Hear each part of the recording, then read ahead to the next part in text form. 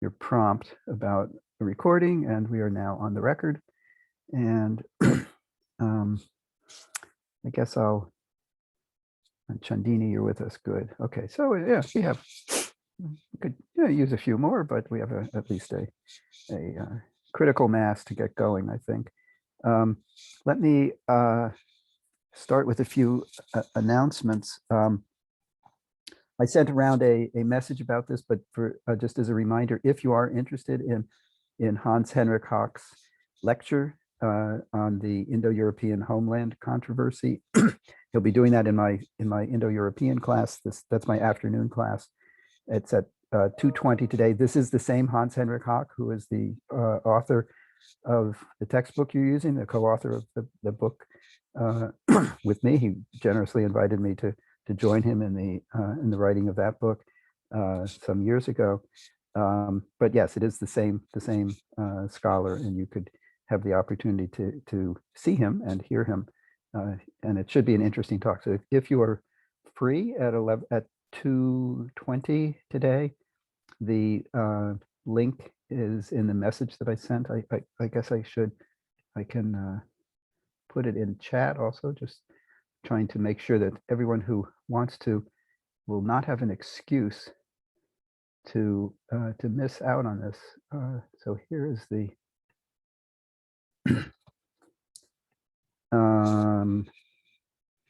here is the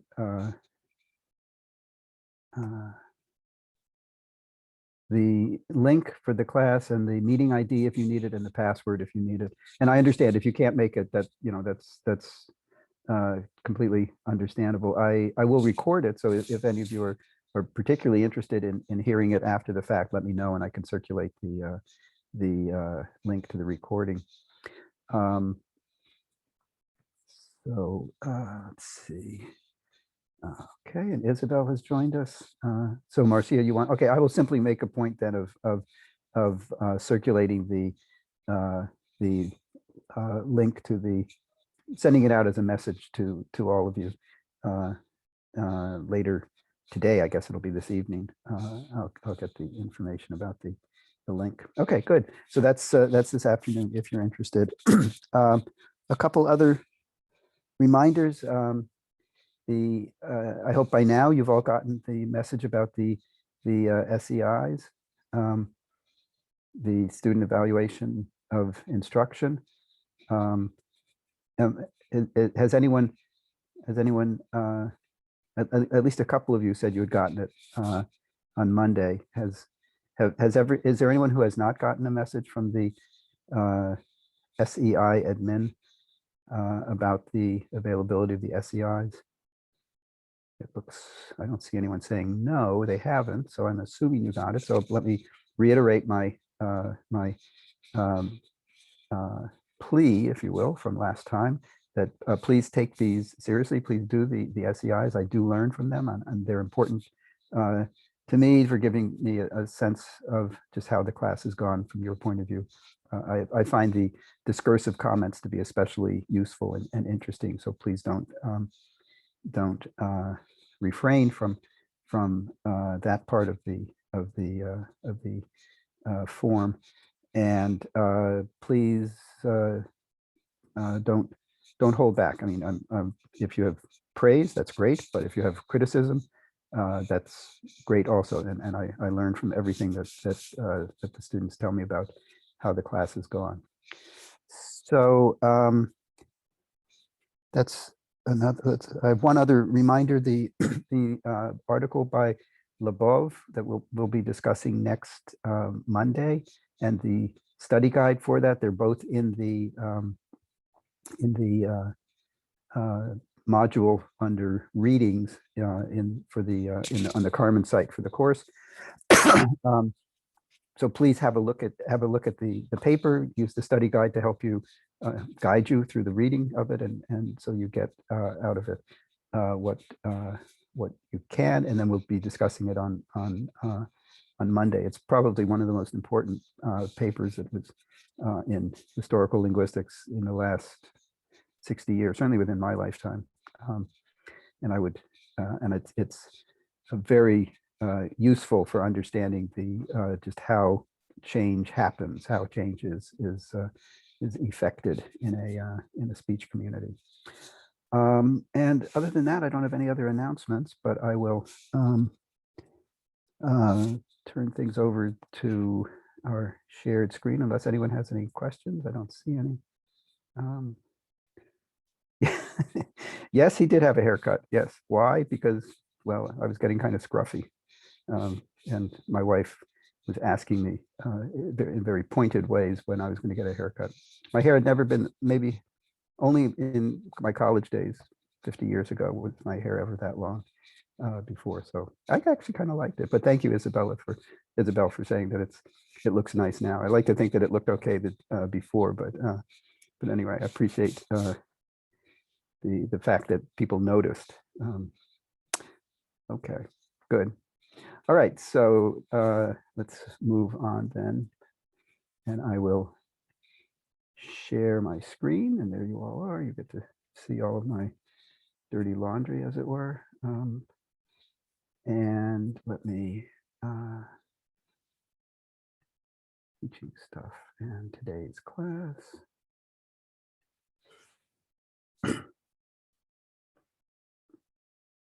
So first things first, I have to show you my t-shirt. I gave you a tease last time of the Eastern European t-shirt, and this one is a more serious Eastern European one. And for the languages that we'll be talking about, this is the Byzantine double eagle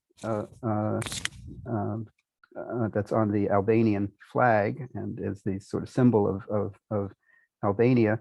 And it's relevant because I'm going to be talking today. I'm going to be talking today about the Balkans, and Albania is one of the key languages that we'll be focusing on. It's also one of my 3 favorite languages. You know that Greek is one of my favorites, and Sanskrit is one of my favorites, but Albanian is right up there with Greek and Albanian. So I haven't been devoting as much time. I haven't devoted as much time to it in my career as I have those other two languages. But it's made its way into my my linguistic sensibilities and into my heart as well.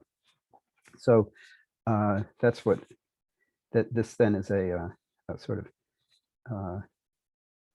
bit of a preview then of what we'll be talking about today, which is the let me find it here, the Balkan Sprachbund. And I will, the background for this is that this is going to be the prime example that I present to you of the effects of language contact. That is to say, contact between speakers, not just languages, but the speakers of different languages, and the effects that we can find from that. We've had occasion to at least consider language contact a few times already throughout the semester. If you remember the very first day, my Basque T-shirt, we remarked on words that you could easily understand, like folklorea, the Basque word for folklore. We figured that one was a borrowing from a non-Basque language, probably English, but there might be other more immediate sources of it. But certainly a borrowing. It certainly was not a word that was part of the Basque vocabulary from the beginnings of time.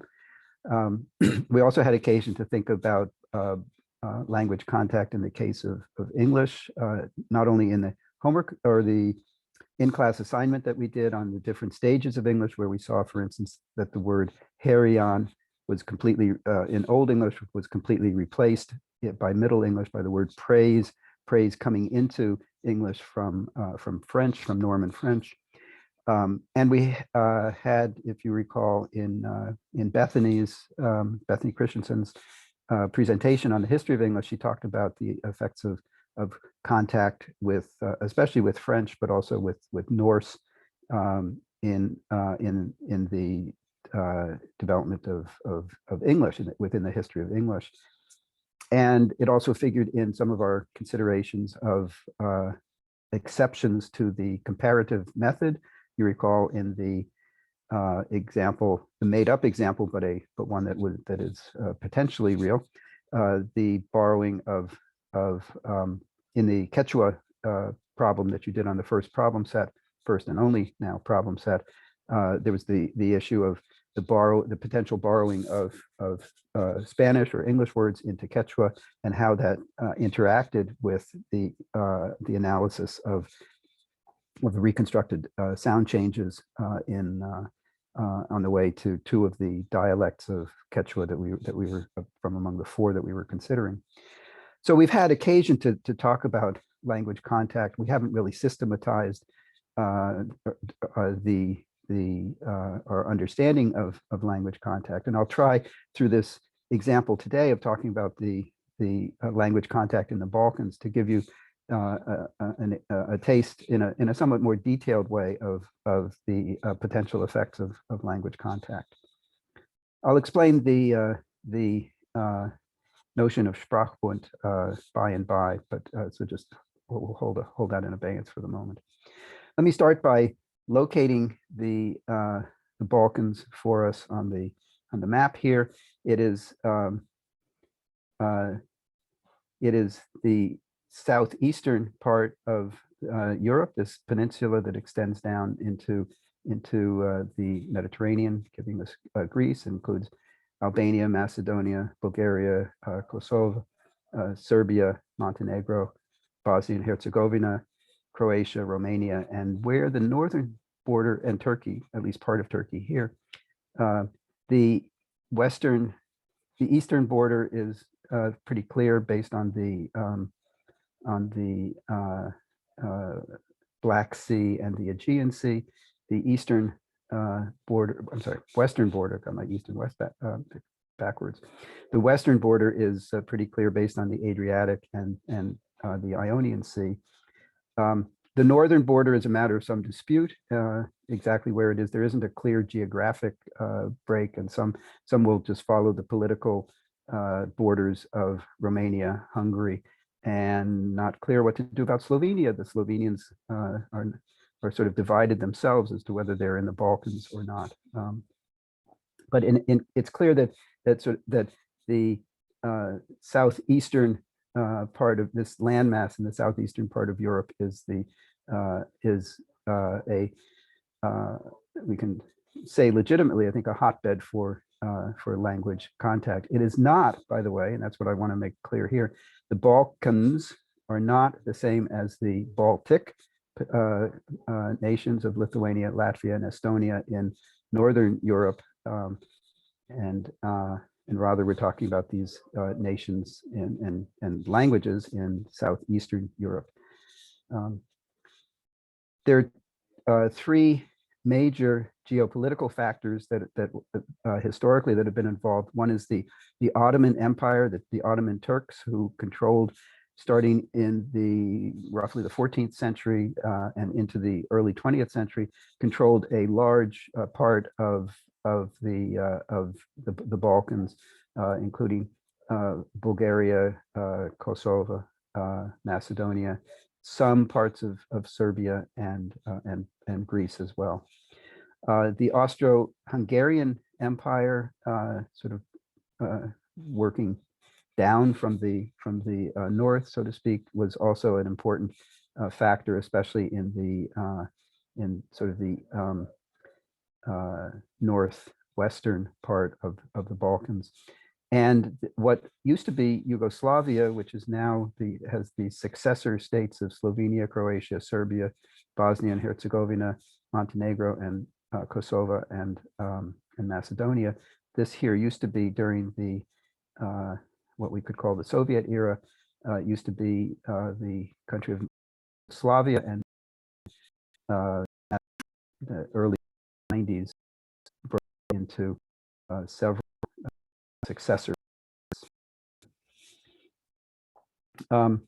This shows the Balkans a little closer up, as it were. Again, without making a clear division as to where the northern border is. There's actually a river that runs through Ljubljana, the Ljubljanica River, that is Ljubljana being the capital of Slovenia, and there's a bridge over the river, and there's a famous Slovenian intellectual named Žižek filmed himself standing on the bridge and saying, on this side of the bridge is Europe, on this other side of the bridge is the Balkans. So he was drawing it was partly for show, but he was drawing this distinction between Europe and the Balkans, and that's actually an issue that the peoples of the Balkans have dealt with for a long time. Okay, now I always like to give you a linguistic context, as you know, and one of my favorite sources is the Oxford English Dictionary. The verb to balkanize, perhaps it's a verb that you've run into, a term that you've run into, but it is, as a transitive verb, means to divide a region into a number of smaller, often mutually hostile political or territorial units, or it can be used intransitively to mean to fragment or to be divided in this way. It was originally used with regard to the breaking up of the Austro-Hungarian and the Ottoman empires in the late 19th and early 20th century. So the area was Balkanized. The term Balkan itself comes from a Turkish word referring to a particular mountainous mass in Bulgaria. So in this area, the Balkan, and that was generalized to refer to the whole area. And then this verb to balkanize came out of that. In an extended use, which is to say a metaphor, you guys are all familiar with metaphors, it's now used with negative connotations to divide a whole into a number of separate parts, or to also with an intransitive way. So balkanizing from the 1940s, balkanizing the war effort, for instance, dividing the war effort up into a number of separate parts. The languages in question are particularly interesting from the point of view of language contact because they show a number of shared linguistic traits covering really all aspects of linguistic structure, phonology, morphology, syntax, there's even semantic convergence, and also lexical traits that are shared. And that's really what makes it interesting from the point of view of language contact. And the languages that are involved in this are Albanian, which my t-shirt proclaims, Greek, another one of my favorite languages, within the Slavic sphere, the Slavic branch of Indo-European, Bulgarian and Macedonian, and some parts of the complex that is now referred to as Bosnian, Serbian, Croatian, Montenegrin, but formerly was known as Serbo-Croatian. And you can still see reference in literature to Serbo-Croatian, but it's now this sort of language continuum is now generally referred to as recognized as 4 separate languages as associated with particular nation states. Linguistically, they're quite similar, so that linguists would tend to think of it as one large, maybe dialect continuum, and that's what I mean by talking about this Bosnian, Serbian, Croatian, Montenegrin complex. Sometimes, actually, I think they're usually listed in alphabetical order, so it's usually B, C, S, M. BCMS, sorry. So these are out of order, but it is the successor languages on a nation state basis to what had been the Serbo-Croatian language of Yugoslavia. There are also a number of Italic languages, that is the Romance, Italic being the name of the branch of Indo-European, but the languages in their later instantiations out of Latin, known as the Romance languages. We have Romanian or Daco-Romanian, the national language of Romania, and as well as 2 minority languages, Romanian spoken in Greece, Albania and Macedonia, and Megleno-Romanian spoken in just a few small villages in Greece and Macedonia, sort of in that the area where they share a border. There's also a language known as Judaismo or Judeo-Spanish that has a somewhat different history in terms of entering the Balkans, but is a Romance language. Has its origins as a Jewish variety of Spanish in the Middle Ages, that when the Jews were expelled from Iberia, some of them relocated to cities in the Balkans and brought their particular variety of Spanish with them, and it developed then separately from the development of Spanish in Spain. There's also Romani, which is the language of the Roma or the Romes. It's an Indic language. The Romes, also known as Gypsies, that's not a term that's used much these days, but it might be a more familiar term to you. The Romes left India in around the 11th or 12th century and moved westward across the Middle East into Turkey and into the Balkans, and then from there spread out in different directions. But we know that they spent all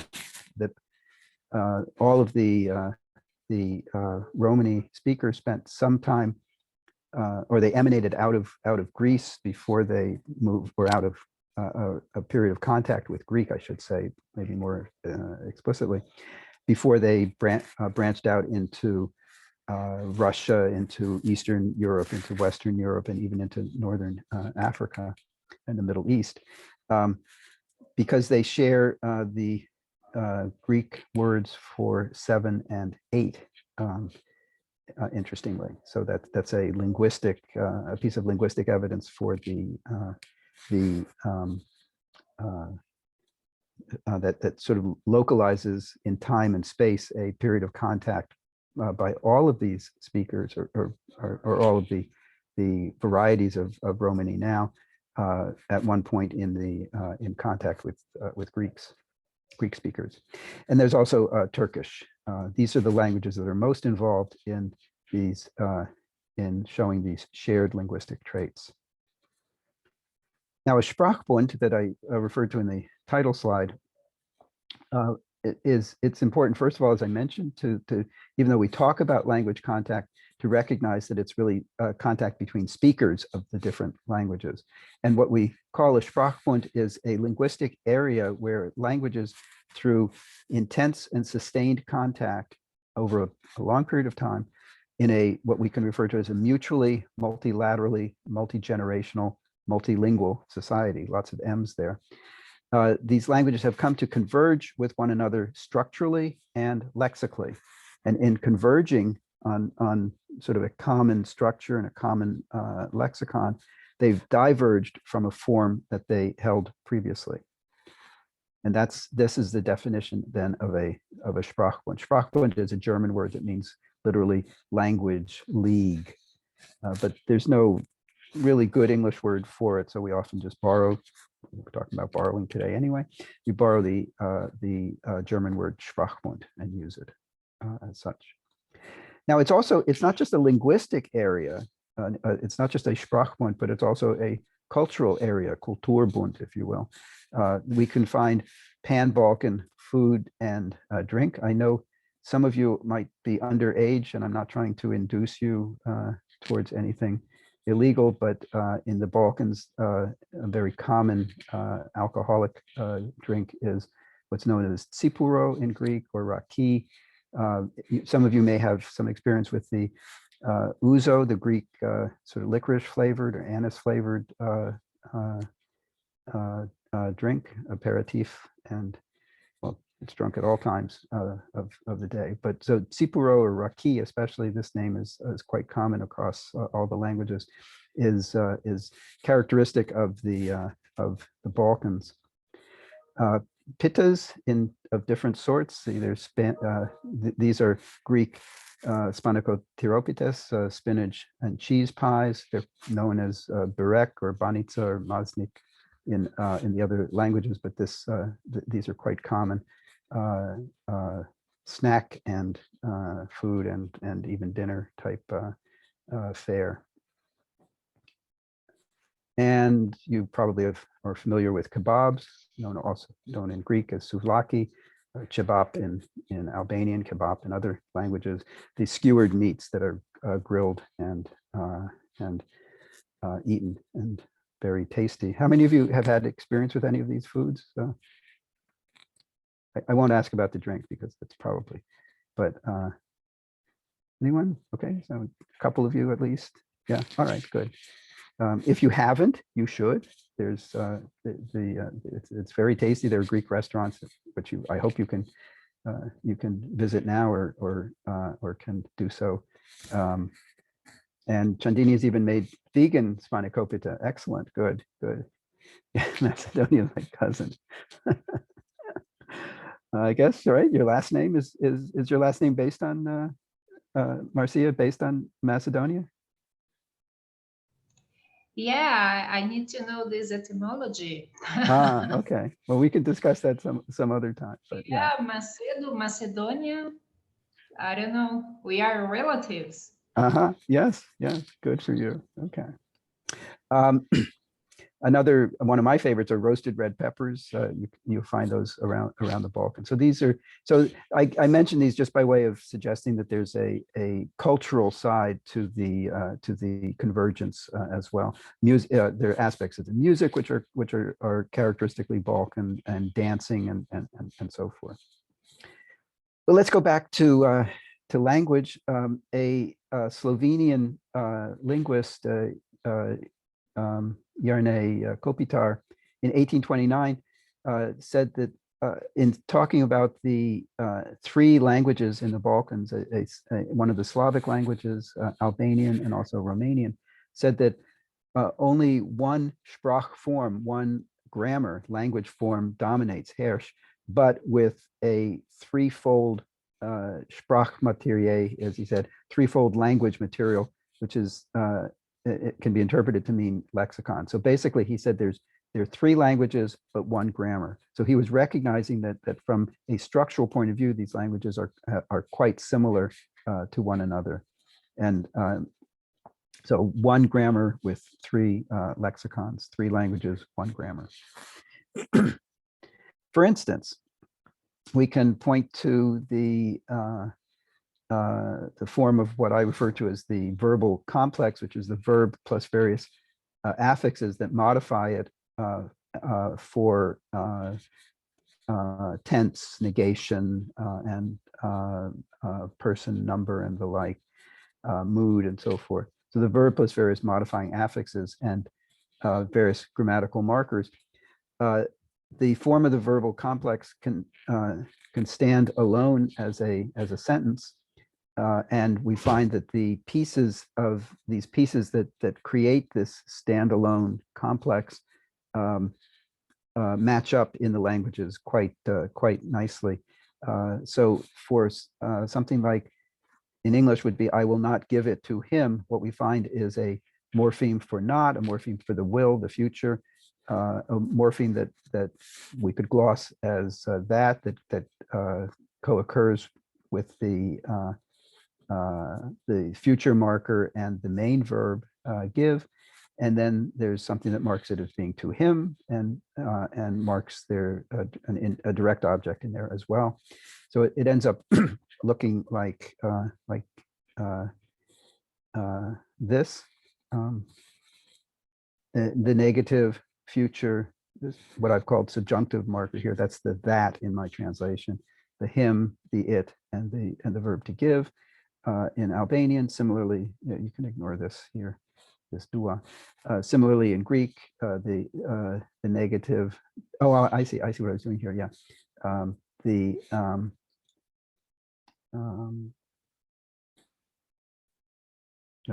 I don't want to do that. Okay, sorry, that shouldn't. Yeah, so this will become important a little later on. This dua, I'll come back to that. In Greek, the same order of pieces, different pieces. So three. Remember, the structure is the same, but the lexicon is different. So there's a different verb, a different form of the verb for give, a different form for each of these markers, but they match up in exactly the same way. So also with this Romanian and this dialectal Macedonian form. Similarly, for an expression to say, I feel like verb-ing in some way, I feel like eating, for instance, we find in Macedonian, Albanian, and one dialect of Greek, which is in northern Greece, spoken in a region where Albanian, Macedonian, and I could have added to this Romanian as well, is spoken, where we have this sort of expression of internal disposition. I feel like eating is expressed by a pronoun meaning to me, me in Northern Greek, me in Albanian, me in Macedonian, and then a verb form that means basically the passive of eat. So this is literally, it is eaten to me, means I feel like eating in this northern variety of Greek around the area of Kastoria, a large city in the area. Albanian has the same thing, Nahahet, and Macedonian, mi sejade, where sejade functions as a passive like structure. So this is, the meaning here is what we refer to as non-compositional. That means you can't just take the pieces and the meaning of the pieces and add it up to get the meaning of the whole. It's rather like an idiom instead. So literally, to me, it is eaten means I feel like eating.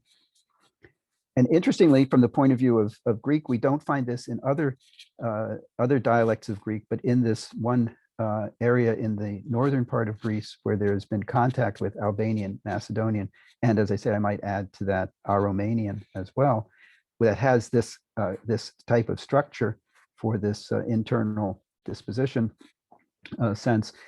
Just in that dialect of Greek, we find this literal structural parallel that means I feel like eating. That gives us another aspect to the, remember the definition of the Sprachbund that I had before we all got hungry, is a linguistic area. So it refers to a region, and we really see that this type of language contact is an aspect of what we could refer to as linguistic geography. The geography really does matter, and that it's the geography that really gives it means that people in the same area are in contact with one another. So geography, all of this is an aspect of what we could call linguistic geography. Again, in one of the northern dialects of Greek in Thessaly, sort of north central Greece, I guess, we find the same idiosyncratic positioning of a pronoun within, as like an infix into the middle of a verb and an imperative verb, give, and a plural ending marking second person plural. So and I've glossed this as y'all to indicate that it's plural. So y'all give would be doti, but y'all give me, you don't put the me at the end after the imperative verb, but instead the M marking first person is infixed into the middle of this combination. So domti, and that positioning of an object pronoun in the middle of the imperatival form is found as well in Albanian. So yep is give, yepni without the would mean y'all give, but y'all give it has the it infixed into the middle of the verb. So yepeni. This seems to be this is found in a highly restricted way in Greek, just in this area of Greece where there also were Albanian speakers. This is more or less the norm in Albanian, so it's reasonable to assume that this is a a way in which Albanian has affected this local variety of Greek. Again, local variety suggesting that the linguistic geography is, it needs to be taken into consideration. And this placement of an object pronoun inside of a second person plural marker, so it's not after as it is in English, give me. It's as if it were give the, something like that in English. It's an unusual placement cross-linguistically. More on the language background, it's worth noting that the Balkans have been a hotbed of language contact and language diversity for literally for millennia. So if we go back in ancient times, we find that not only were there Greeks and Slavs and maybe Albanians early on, but we also find groups that you may not have heard of, the Dacians, for instance, which maybe were the predecessor to Romanian. The Illyrians, which most Albanians believe were the predecessors to Albanian, though there's very little linguistic evidence to go on there. There was an ancient Macedonian language, which is different from the modern language I referred to as Macedonian. And this was maybe had some special affinities to Greek, but it was distinct enough so that it was a separate language. Phrygian, Thracian, and even some traces of Celtic languages and some Germanic languages were there in the Balkans as well. And some have posited also an Armenian presence in the Balkans prehistorically. So there were a lot of different, and this isn't even a full accounting of all the different tribes that are mentioned in ancient sources. In modern times, not counting very recent migration, so there are Arabic speakers in Greece, there are Tagalog speakers from the Philippines in Greece now, which are relatively recently arrived in Greece. But in modern times, we have Albanian. There are still some Armenian speakers in Bulgaria. We have Bulgarian. There are speakers of Circassian, which is a language of the Caucasus. There are German-speaking enclaves in Romania.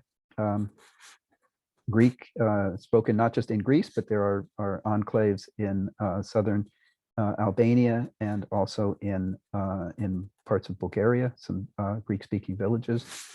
There are Hungarian speakers in parts of sort of northwestern Romania, Italian speakers in the Istria region of the former Yugoslavia. I mentioned Judezmo, also sometimes called Judeo-Spanish, Judeo-Espanol, or even Ladino. And there's the modern Macedonian Slavic language, which is distinct from, separate from, different from the ancient Macedonian language that seem to have some affinities, special affinities to Greek. And then others as well. I'm just going through these alphabetically. Romanian, there's more to be said about that coming up. Romani, the Indic language of the Romes that I mentioned. There's some speakers of a Slavic variety known as Ruthenian, that is, or Rusin, that is very close to Ukrainian. There's debate as to whether it's a separate language or just a dialect, but that's fortunately not an issue that we need to resolve or can resolve here. Spoken in one particular area of former Yugoslavia. I mentioned Serbo-Croatian here in its more alphabetic expansion, Bosnian, Croatian, Montenegrin, and Serbian then as the successor languages to Serbo-Croatian. They're even in a part of former Yugoslavia some speakers of Slovak. There's also Slovenian, as I've mentioned, not just spoken in Slovenia, but also in parts of northern Croatia and the Istrian Peninsula as well, and then also Turkish. So there's still a considerable amount of linguistic diversity in the Balkans, as there was in ancient times, different diversity. But in some instances, like with Greek, there's a lineal connection between the ancient varieties and the modern varieties, but that's not the case with the ancient traces of Germanic speakers in the Balkans are not the predecessors to the modern German speakers in Romania, for instance. Now we can distinguish between languages that we could call Balkan languages, that are those that participate to a significant extent in the Balkan Sprachbund, in this collection of convergent languages. In this listing here, we have the I mentioned different dialects as well. The dialects or languages in italics are less involved, so they're sort of more on the periphery of the convergence area in terms of the degree of convergence. That's what I mean by less involved or more involved languages. Again, keeping in mind that whenever I say languages, I mean the speakers of these languages. So Albanian, the southern dialect known as Tosk, is more Balkan in certain, or more involved in the convergence in that we see in the Balkan Sprachbund than the northern dialect known as Gaig. Judesmo, the Judeo-Spanish, is less involved. It's actually, in that case, we can see not only the effects of geography, but also the effects of chronology, because the Spanish Jewish communities have been in the Balkans for much less time than the other languages. So there's been less opportunity to interact with the speakers. There's also a social dimension in that the Jews were often segregated from the other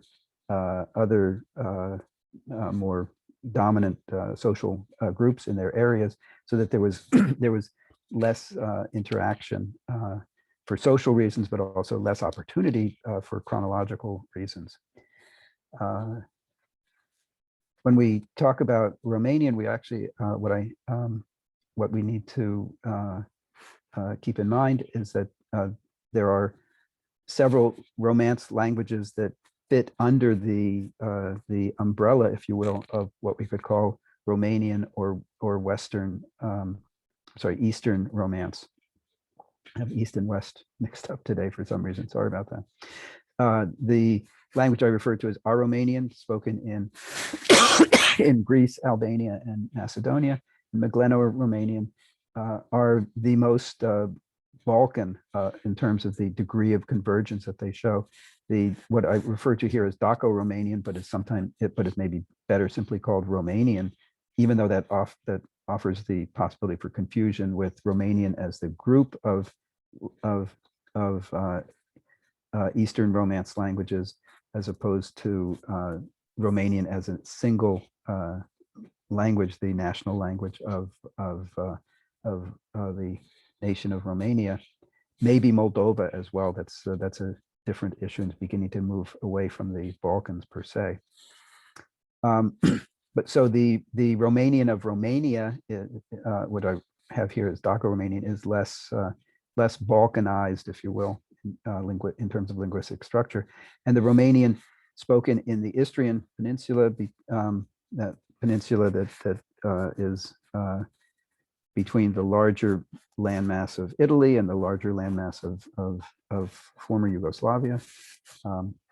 That variety of Romanian is even less Balkan in terms of its structural characteristics.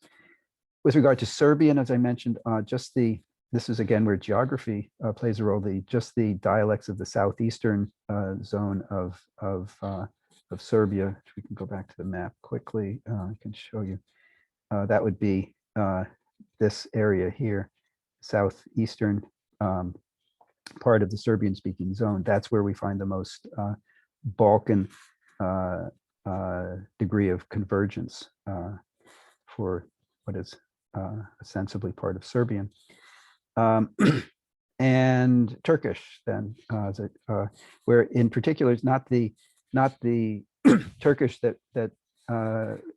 you might be aware of as the national language of Turkey, but the particular variety of Turkish that was in the Balkans from the early 14th, 15th century with the as the Turks, the Ottoman Turks, conquered and dominated the Balkans politically and economically and socially. So I want to give you a sense of what I mean. I've been talking just in abstract terms about these features.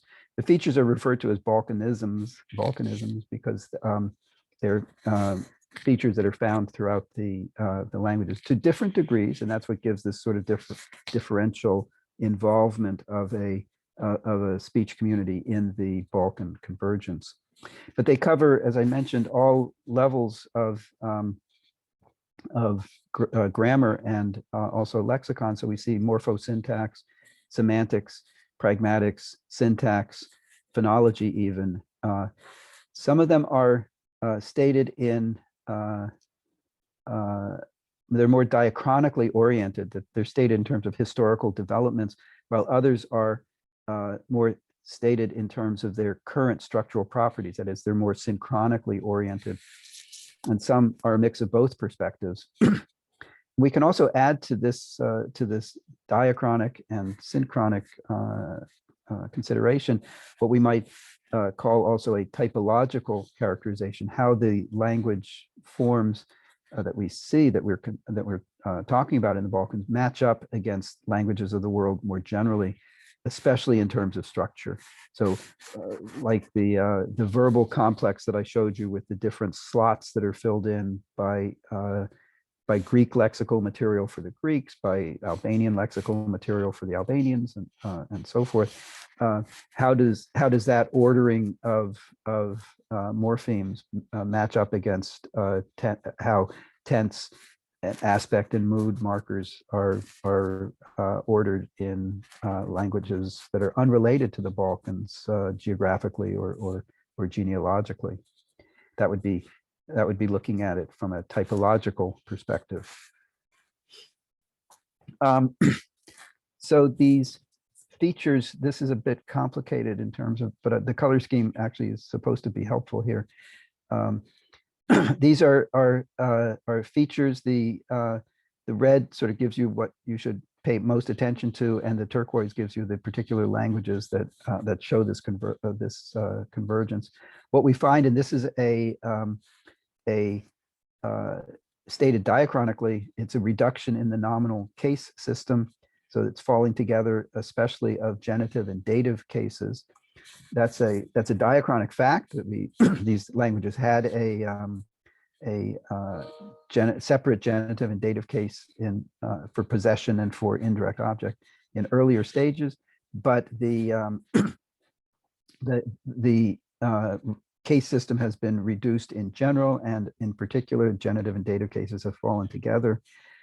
It's also a synchronic fact that you could look at from a typological perspective, and that you could say, well, the same form that's used to mark possession is also used to mark indirect object in these languages, in Albanian, in Greek, in Slavic, and in the Romance, the Balkan Romance languages. The future tense is based on a reduced, often invariant form of the verb want. This is not unlike English. English will is originally volitional in its sense. If we go back to the to this verb complex that I gave you here, let me just make this a bit smaller. The future marker do in Albanian derives from the verb dua, meaning to want. The Greek the, meaning that marks future, derives from the verb theli, meaning to want, or he wants. The o of the Romanian future marker is what's left of Latin volo, meaning to want. And the ke of Macedonian, dialectal Macedonian, or dialectal in that it's used with the negative, but the ke marking future in Macedonian derives ultimately from this verb hotet, to to want. So in these future markers, we see the evidence of this second feature, namely the future tense marker based on a reduced, often invariant form of the verb want. We see this in Albanian, just in the southern dialect Tosk. We see it in Greek, Slavic, and in some of the Romance, Balkan Romance languages, and also in Romani. A feature that is has been remarked upon from, this is one that Kopitar in 1829 noted, is the use of a so-called enclitic, that is to say post-posed definite article. That is a definite article that occurs not at the beginning of the noun phrase, but rather after the first word in the noun phrase. So this is what partly what Kyle is successful honors thesis on. If you want to know more about it, ask him. But here is just a snapshot of what's going on here. It's as if we were to say in English, man the good, instead of the good man. That's what I mean by talking about the definite article being postposed. It's not in initial position in the noun phrase, but rather occurs in second position. If the adjective goes first, then we have good the man. So the definite article marker is always in second position and never in first position. This is found in Albanian, in Balkan Slavic, and Balkan Romance, not in Greek.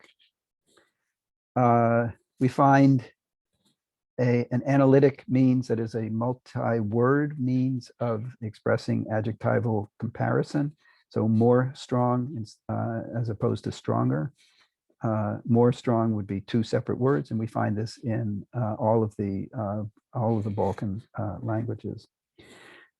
Indirect objects are, if they're referred to a person, are marked with a preposition. Those of you who know Spanish might know this from this characteristic from your studies of Spanish. So lo vio a Juan, I saw Juan, with a preposition marking the direct object. This is found in some of Balkan Slavic, and in Balkan Romance. And so it's a highly particularized one, but again points to a geographic, the importance of recognizing the geographic basis for the contact. We find also a double determination in deixis, a lot of D's there, where we have for instance, a demonstrative adjective co-occurring with a definite article. So it's as if in English you said this the man instead of simply this man. That's found in Greek most thoroughly, in some of Slavic and some of Albanian. We also have the possessive use of weak, so-called enclitic pronouns that mark indirect objects. So they're referred to historically as dative pronouns used to mark possession. So brother to me is a way of saying my brother. This is found in Greek, and in Balkan Slavic, and in Balkan Romance. One that is a feature that is very, and you can see how these are ranging over, in some instances, syntax, in some instances, the morphology. One that has to do really with the semantics is the use of verbal forms to distinguish actions on the basis of real or presumed information source. This is referred to in the literature as evidentiality marking especially a witnessed or reported distinction. So if you know for a fact from your own witnessing of an event or the whatever, that's such and such is the case, then you use a different verb form from what you use if you only are inferring the event, the particular event. There are also nuances of surprise and doubt there. So you could say, using this so-called admirative form in Albanian, oh, you're Albanian. That's a surprise to me. But you can basically say that just with you can get all that element of surprise and doubt and so forth. And it's a kind of unwitnessed, because you don't know for a fact that it's the case. And that's where the surprisal comes into play. And that's all expressed in a particular verb form. Chenke, chenke shiptar.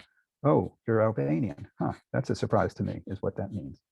And that's found in Turkish, and it seems to have spread from Turkish into Balkan Slavic, into Albanian, and into relatively recently, into one dialect of our Romanian that is in contact with Albanian. So again, the geography seems to matter there.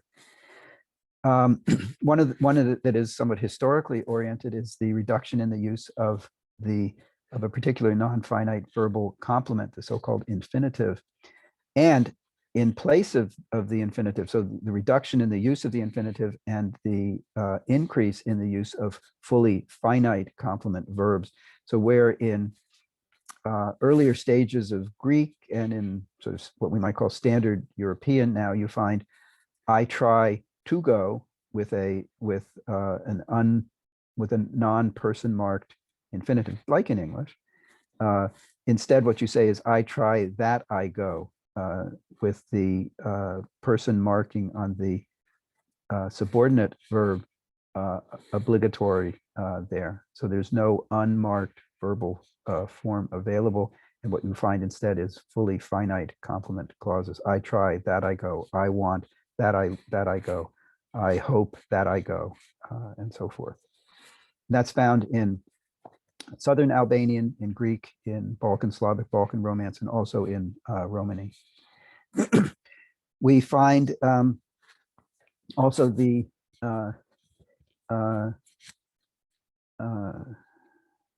use of a weak object pronoun form in a pleonastic that is sort of over what we might call a redundant way from our point of view, together with a full noun. It isn't redundant from the point of view of these speakers, but from an outsider's perspective, it looks like, oh, that there's more going on there, hence pleonastic or sort of redundant. So we say in Albanian, in Greek, and Slavic, and Balkan Romance, and Romani, we say, him I see John, not instead of simply I see John. And in that way, it's like, as I say, if you know Spanish, it's like the Spanish use of a doubled pronoun, so-called object doubling. But it's the norm for these languages. Something that's on a more on a morphological, or sort of on the cusp between morphology and lexicon vocabulary, is the way in which the teen numerals are constructed in these languages, except for very occasionally only in earlier stages of Greek, but certainly the norm in Albanian, in Slavic, and Romance, where the teens are literally digit on 10. So 1 on 10 for 11, 2 on 10 for 12, 3 on 10 for 13, and so forth, up to 19. Some features that are phonological in nature. This is just a synchronic sort of typological fact about the languages, that in Albanian, and Balkan Slavic, and Romance, there is a stressed schwa-like vowel. If from English we think of schwa as being generally an unstressed vowel, like the medial syllable family, three syllables. Typically a very short and unstressed mid-central vowel, but in the Balkans, these Balkan languages, we find a stressed vowel of that sort. The vowel inventory forms a nice triangle with E, A, O, and U, sort of a vowel triangle like that, or like that, I suppose. And there are no phonological contrasts in terms of quantity. That is, short versus long vowels is not relevant. Nasalization, nasalized vowels, not relevant for these languages. Dialectal Albanian. This is true for the south. In the north, you find quantity contrast and nasalization, for instance. Some of the languages, again, sort of forming a geographic cluster of Albanian, Southern Albanian, Northern Greek, Slavic and Balkan Slavic and Judezmo, show the raising of mid-vowel. So a mid-vowel becomes high. Albanian, Greek, and Aromanian. So again, a geographically clustered grouping of the languages show the voicing of voiceless stops after nasals, NT to ND. These are, as I say, these are to round out the phonological side of the convergence. A synchronic fact of structure about Albanian, Greek, some of Slavic, and Aromanian is the presence of these fricatives eth, theta, and gamma. Interestingly, it's just the Slavic speakers that have been in contact with heavily in contact with Greek, where we find these fricatives, and so also for the Aromanian of Greece as opposed to the Aromanian of Macedonia, for instance, where Greek is responsible for for what we see with Aromanian. So I should probably actually put a asterisk there.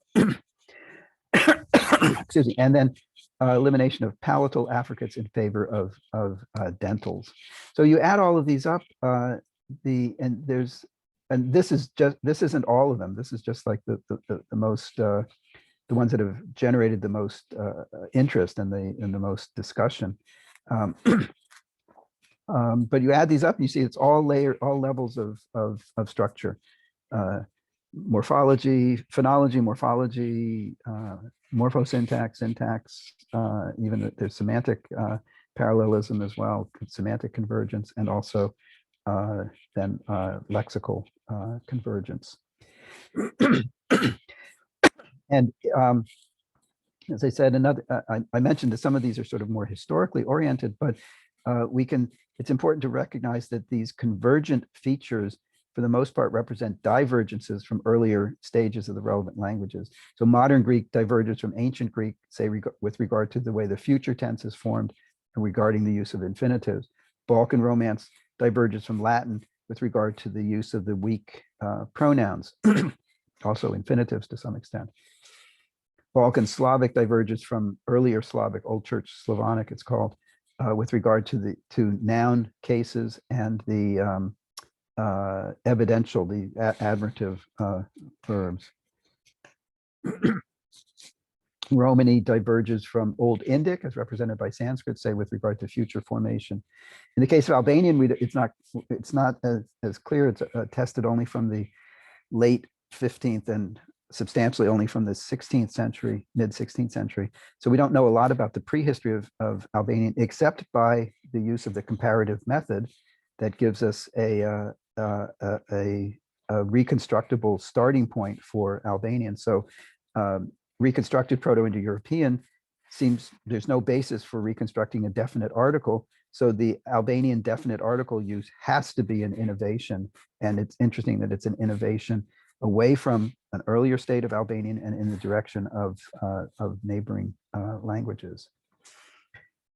There's also enormous influence on the lexical level involving loanwords, which are consistent with what we know about contact in the Balkans. What kind of contact is necessary to give rise to this structural convergence? And the hypothesis that my collaborator on In Things Balkan, Victor Friedman, and I have come up with is that what I referred to earlier as mutual, multilateral, multi-generational, multilingualism, that's really key to what was going on with the structural convergence and also certain kinds of lexical convergence. And we hypothesize that Sprachbunds arise under conditions of sustained, intense, and intimate contact among speakers in this multilingual environment that involves mutual multilingualism. So I know your language, you know my language. it's multilateral, that is different different directions of learning of the languages in question, and also multi-generational. It spans different generations. And we can, just to amplify a bit what I mean by intimate here, a key distinction in the Balkan language contact, which is shown through the lexicon, is that it involves not just interaction that we can call object-oriented, where you have a particular goal in mind. You want to obtain information, you want to buy something or sell something. There's an object to your that sort of motivates the interaction, as opposed to what we could call instead human-oriented interaction, where there's no particular goal beyond just the interaction itself. So there's you can think of this as exchanges between friends. How you doing? What's up today? And that sort of thing, which is more human oriented. You're not aiming to get something from someone. There's no particular goal. The interaction is the goal rather than a means towards a goal. So object oriented interaction as opposed to human oriented interaction, and the degree of human-oriented interaction is really what, in our view, motivates the development of this convergence on various features between the languages. Once we're dealing with multilateral, mutual multilateral multilingualism. I'm going to backtrack just a bit. This will probably spill over into Monday's talk, because we have. Yeah, I've got 84 slides. There's no way I'm going to get through 80 more slides, but in 15 minutes. But we'll get as far as we can, and I hope it gives you a good taste of what is going on in the Balkans. But I'm going to backtrack for just a bit and talk about some standard typologies of loan words. This is actually a more general kind of issue. There are some who in discussing different types of loan words have focused on the form of the loan. Haugen, Einar Haugen, for instance, wrote about the importation versus substitution. He talked about lexical borrowings that are the imitation of some aspect of a donor model versus creations that you make with native material, but with no counterpart in the donor language, but except for maybe the structure of the word itself. So there are typologies of loan words that focus on the form. There are typologies that focus on the content of the loan. So Leonard Bloomfield, who was a professor at Ohio State in the German department from 1919 to 1925, he spoke about cultural borrowings, those that arise via the exchange of terminology between speakers representing different speakers, different languages, different cultures, versus what he called intimate borrowings, those that are not obviously linked to cultural objects. So for him, the focus was on the content of the loan. So for Haugen, it was the form of the loan. For Bloomfield, it was the content of the loan. For Charles Hockett, who was an OSU undergraduate back in the 30s, I believe. See, OSU has been the center of linguistics for decades, and I just like to point those out to you, since you're all OSU linguists in one way or another.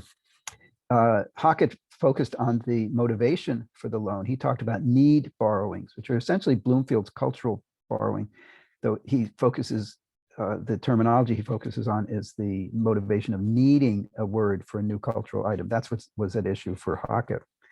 And he distinguished those from prestige borrowings, where the motivation is the prestige that the borrowing language speakers accord to material from the donor language.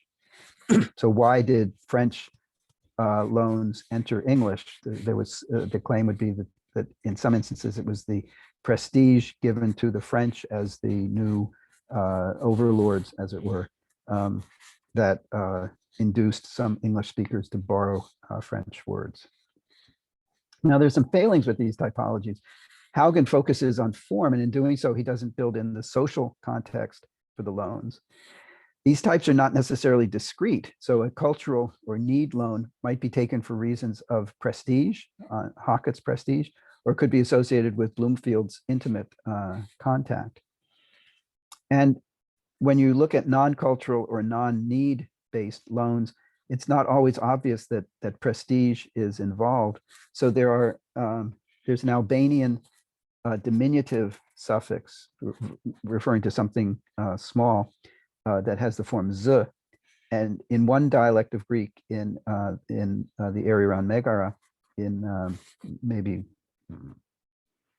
60 miles or so from Athens, where there was interaction between Greeks and and Albanians, that suffix, that diminutive suffix, was borrowed into the usage in the Greek of that region. So we have, for instance, ligaza, meaning a little. So but it's not clear that Albanians ever had any real prestige in Greece or among the Greeks. So that this it is not, and it certainly isn't a need, because Greek actually already had its own diminutive suffix. So it's not clear what's going on here if you think of it just in terms of need or cultural or prestige kinds of motivations. It's also the case that borrowing implies interaction between or among speakers, but there is a dimension of non-interactive borrowing.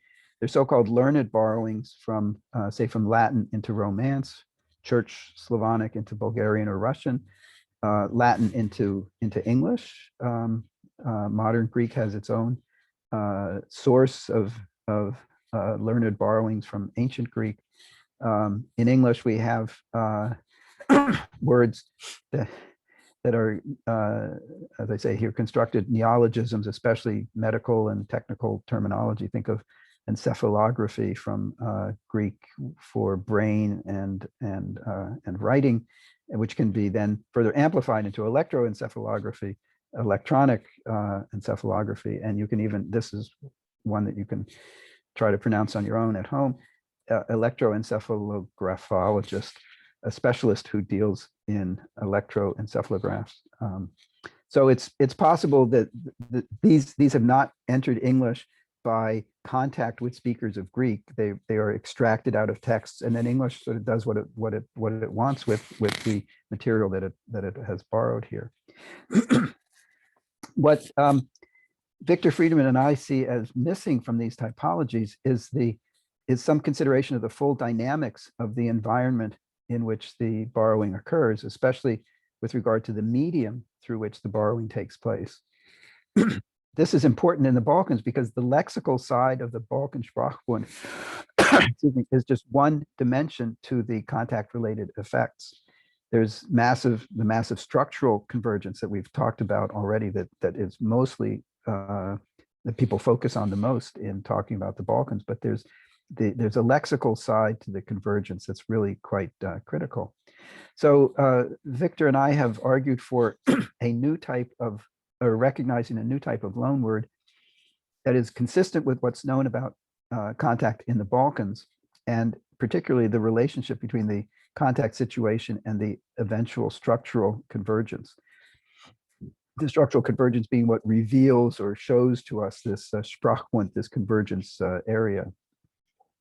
So we want, if we believe that Sprachbunds arise under these conditions of sustained, intense, and intimate contact with these various multi things involved, multilateral, multilingualism, and that there's a degree of intimacy, the human-oriented type of interaction, a degree of prestige, of course, because there are different speakers in sort of different social environments, multiple cultures, so there was certainly a need there, but there's more to it than that, we ultimately have argued.